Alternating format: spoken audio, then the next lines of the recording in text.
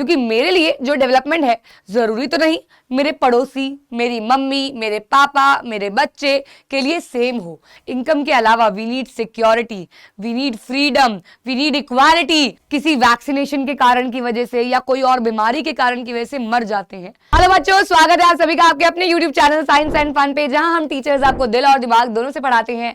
And I am your educator Reema Ghai, जो लेके आ गई हूं अगला episode of our exam booster series, जिसमें हम चैप्टर को खत्म करते हैं अंदर 10 to 15 मिनट्स। आज का चैप्टर होने वाला है डेवलपमेंट। डेवलपमेंट वैसे ही बहुत प्यारा छोटा सा चैप्टर है, इसकी वेटेज बोर्ड तक आते आते बहुत कम हो जाती है, लेकिन मिड टर्म में इसका एक अहम रोल है। तो आइए इसको जल्दी से समझ लेते हैं।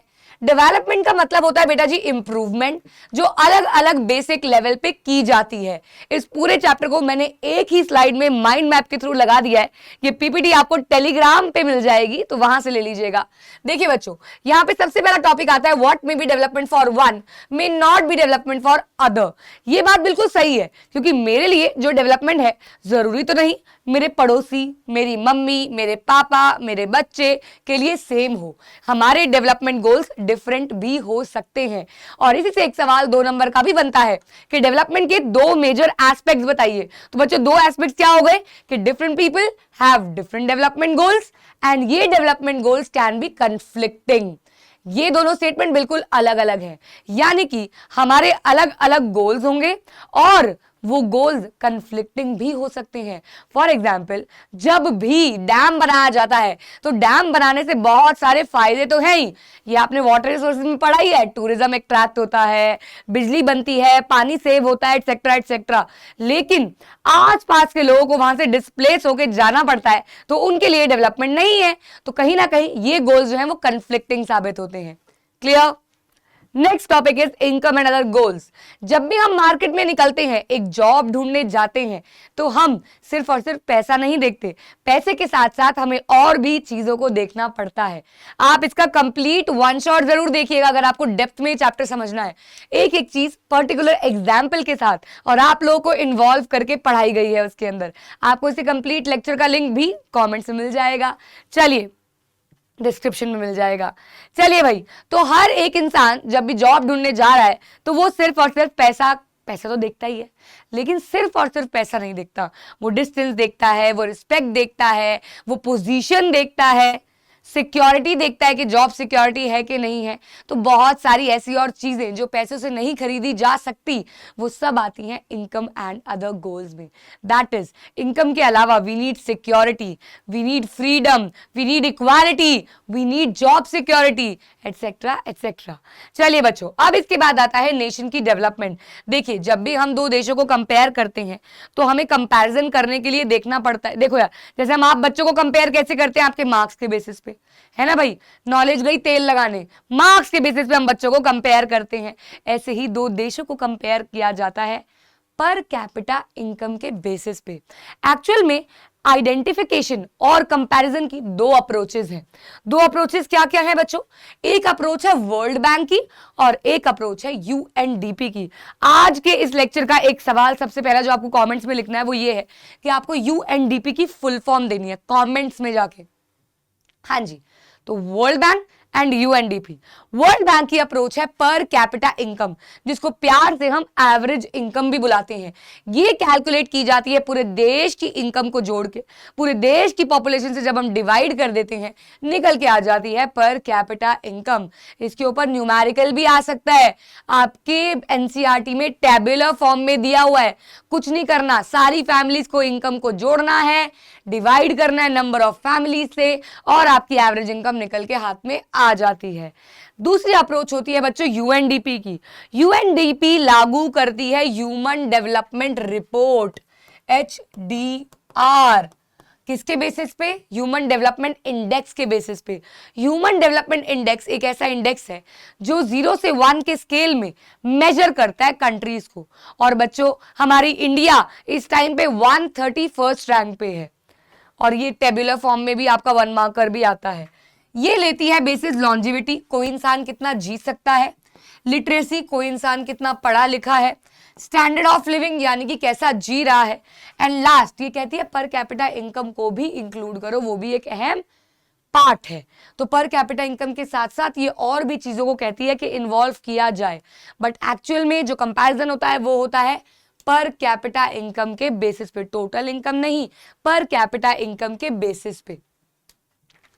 अब आता है, ये तो आ गया नेशनल डेवलपमेंट आ गया, अब आता है बच्चों human development. Human development individual level पे होती है। एक इंसान कैसे डेवलप होगा?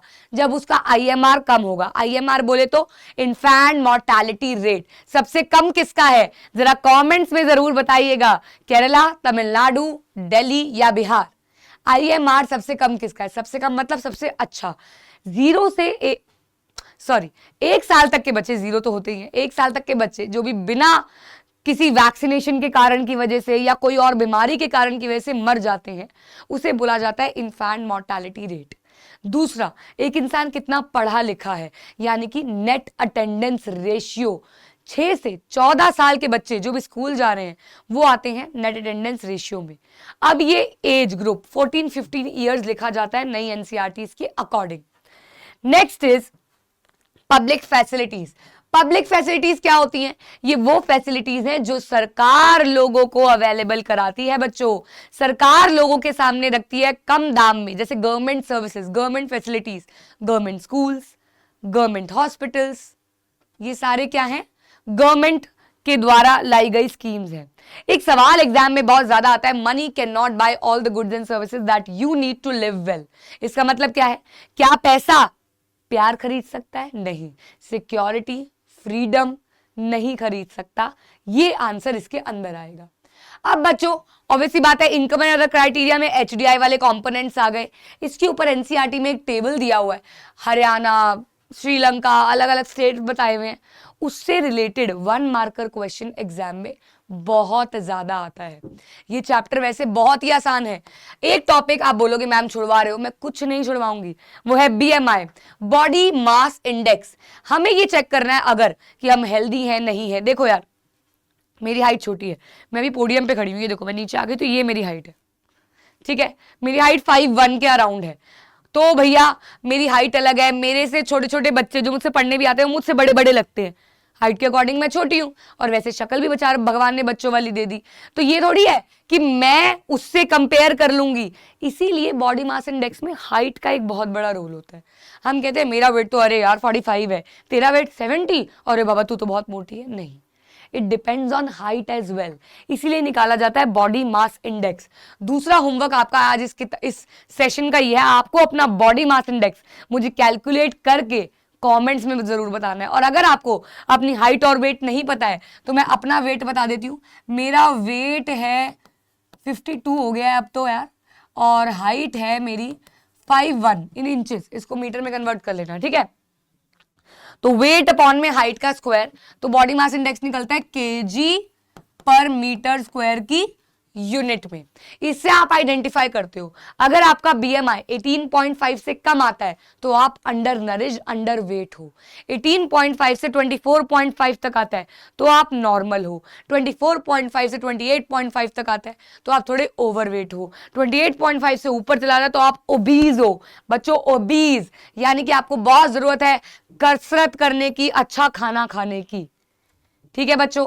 तो ये सारे टॉपिक्स इस चैप्टर में से आ सकते हैं, लेकिन ना ना ना ना, ये थोड़ी है कि अगर मैं एक 10 मिनट्स का सेशन बना रही हूं तो आपको इंपॉर्टेंट क्वेश्चंस नहीं दूंगी। Ready to take screenshot?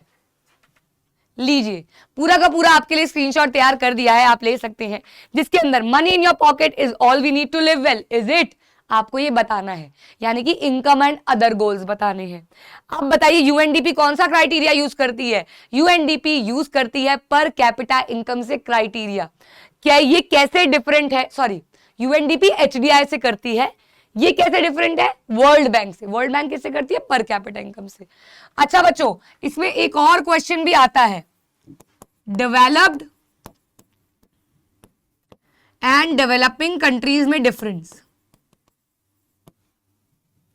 Developed और डेवलपिंग, जिसपे इनकम वाइज डिफरेंशिएशन बताया हुआ है, कौन सी डेवलप्ड है, कौन सी डेवलपिंग है, कौन सी अंडर डेवलप्ड है। नाउ पब्लिक फैसिलिटीज क्या होती हैं और issue of sustainable development. Sustainable development क्या होता है? जब हम अपनी प्रेजेंट की नीड्स को करते हैं फुलफिल और फ्यूचर के लिए थोड़ा सेव करते हैं। इसे कहा जाता है सस्टेनेबल डेवलपमेंट। इसी से बच्चों एक ग्राउंड वाटर वाला क्वेश्चन आता है, ग्राउंड वाटर टेबल वाला। ग्राउंड वाटर टेबल वाला है ना, एक पर्पल बॉक्स है, उसमें से क्वेश्चन आ जाता है जिसमें आपको एग्जाम्पल देना होता है कि ग्राउंड वाटर धीरे धीरे हम काफी ज्यादा यूटिलाइज कर रहे हैं, तो हम अपनी प्रेजेंट की नीड को कुछ ज्यादा ही फुलफिल कर रहे हैं, हमें उसे सेव करना होगा और फ्यूचर के लिए बचा के रखना होगा। 1 मार्कर में एनसीईआरटी टेबल्स बहुत इंपॉर्टेंट है। वो लैंडलेस लेबर का क्या गोल है, रिच फैमिली में लड़की का क्या रोल है, कैलकुलेशन आ सकती है पर कैपिटा इनकम और बीएमआई की, डेवलप्ड और डेवलपिंग में डिफरेंस भी आ सकता है। ये कुछ इसके मोस्ट इंपॉर्टेंट क्वेश्चंस हैं बच्चों, most important questions. And that's it for this session. 10 minutes में पूरा डेवलपमेंट आपका रिवाइज हो गया है। मैं ऑलरेडी ज्योग्राफी के तीनों चैप्टर्स डाल चुकी हूँ, मिड टर्म के resources, forest and water, now its development. Next आपको कौन सा चैप्टर जल्दी से चाहिए वो कमेंट्स में जरूर बता देना, और आपको ये 2 क्वेश्चन के आंसर्स भी कमेंट में देने हैं, यूएनडीपी की फुल फॉर्म और साथ ही साथ आपका बीएमआई क्या है। See you all in the next episode of this exam booster series. पढ़ते रहिए।